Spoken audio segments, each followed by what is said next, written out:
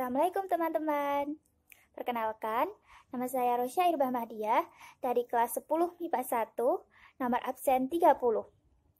Di sini, saya akan menjelaskan tentang bakteri, meliputi pengertian bakteri, bentuk bakteri, struktur bakteri, dan reproduksi bakteri. Simak videonya sampai habis ya teman-teman. Oke teman-teman, yang pertama adalah apa itu bakteri? Bakteri berasal dari kata Latin bacterium dengan jamak bacteria yang berarti kelompok organisme yang tidak memiliki membran inti sel. Organisme ini termasuk di dalam domain prokariota dan berukuran sangat kecil.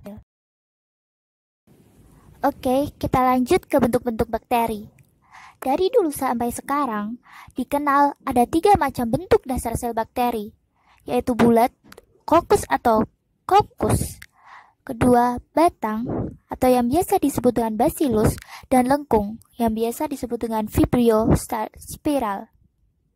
Sel-sel bakteri yang berbentuk bulat pun atau batang seringkali membentuk kumpulan atau koloni sel.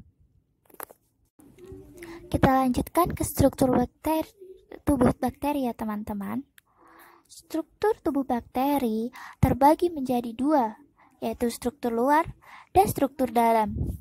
Struktur luar terdiri dari dinding sel, kapsul, membran sel, flagella, dan pil. Sedangkan struktur dalam terdiri dari sitoplasma, nukleoid, ribosom, dan plasmid. Oh ya teman-teman, bakteri bisa bereproduksi dengan 2 cara. Yang pertama adalah aseksual dan yang kedua dengan cara seksual.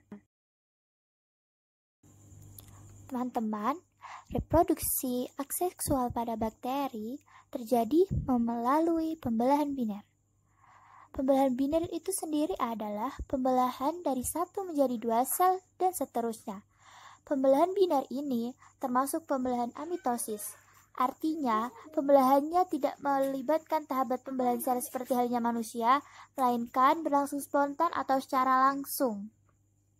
Dan untuk reproduksi seksual pada bakteri itu ada 3 ya teman-teman. Yang pertama itu konjungsi. Konjungsi adalah tahap reproduksi seksual pada bakteri yang ditandai dengan pemindahan materi genetik secara langsung.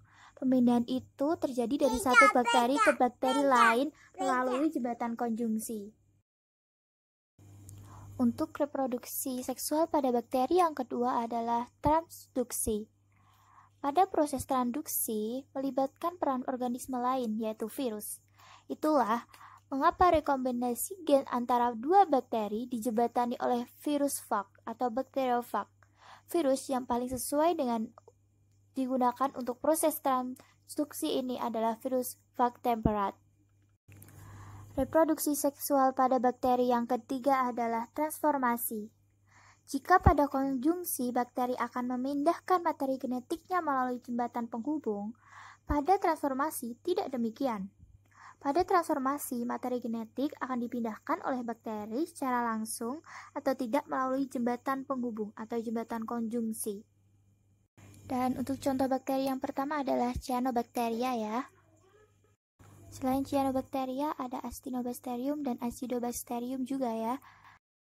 Nah teman-teman, itu tadi adalah video penjelasan dari saya. Kalau ada salah dan kurangnya, mohon dimaafkan ya teman-teman. Wassalamualaikum warahmatullahi wabarakatuh.